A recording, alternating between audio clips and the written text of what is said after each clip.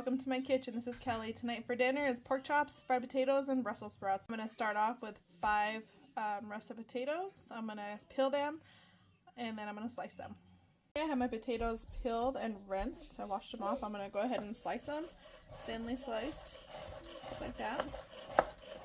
Okay, I'm going to finish slicing my potatoes and I'll be right back.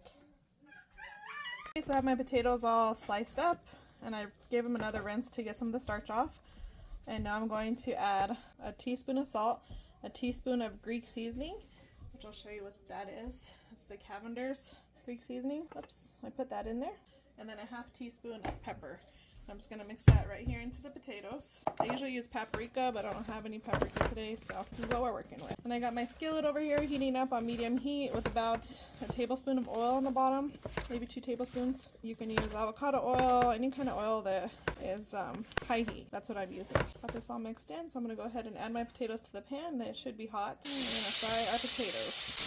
Okay, if you need to add more seasoning, you can. On this plate, I'm not going to. I'm just going to let them cook for a little bit. I'm not going to stir them because I want to get them nice and crispy, so I'm just going to let them cook for a little bit in that pan, and then I'll come back in a few minutes and flip them.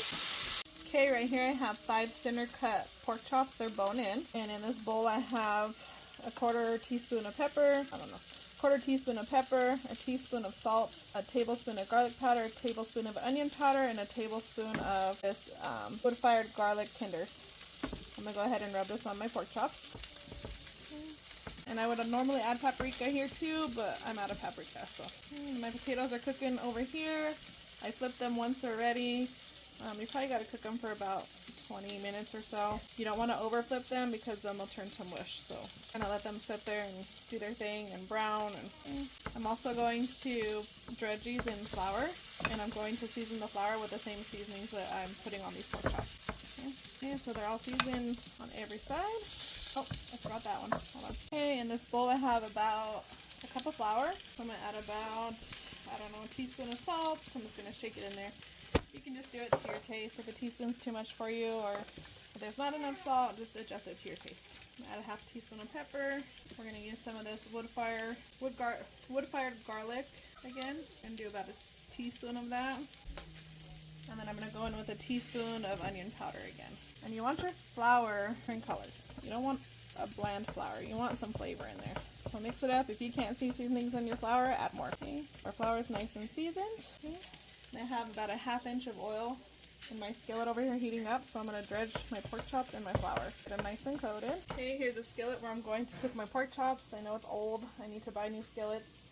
Don't judge. Okay, it does a job. Then we're going to slowly put our pork chops in there. And you want to do it from, away from you, so you don't splash yourself.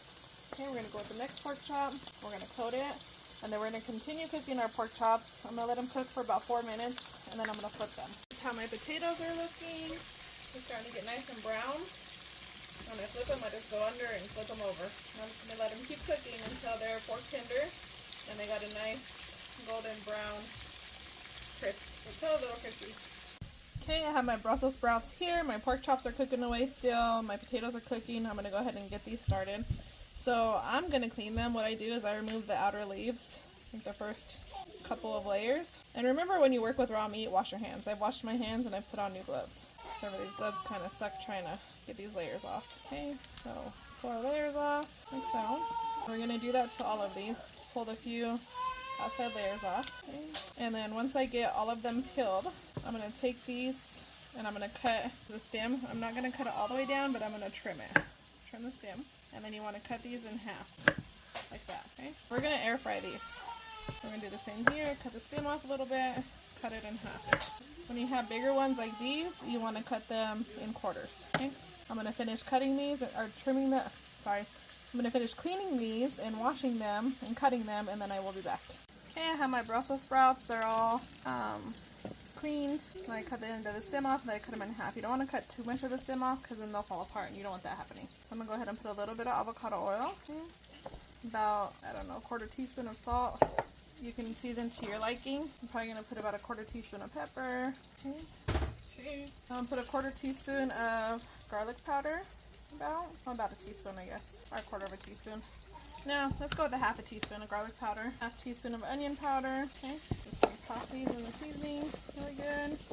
And And if I have paprika, paprika would be going in here as well. Okay, and then I'm going to heat my air fryer to 375, and we're going to air fry these. My Brussels sprouts are done. They're nice and charred and crispy, fork tender. I cooked them for a total of 15 minutes. I did turn the heat down to 370 instead of 380 because 380 was a little bit too high. I have my fried potatoes, my pork chop, ranch with a little bit of Cholula for my Brussels sprouts, and barbecue sauce. I hope you enjoy my recipe. If you decide to make it, please let me know how you like it. If you like what you see, please like, share, and follow. And I hope you have a wonderful rest of your night. Bye.